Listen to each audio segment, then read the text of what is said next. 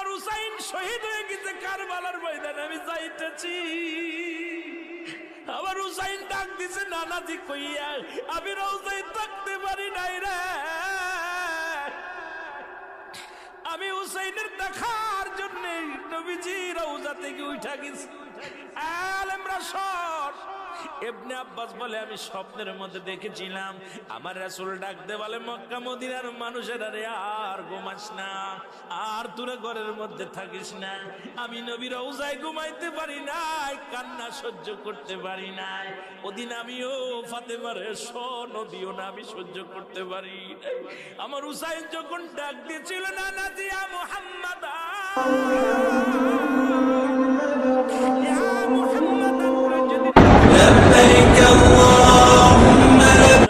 থেকে পাগলের মতো উঠে কারবালা পর্যন্ত চলে গিয়েছিলাম।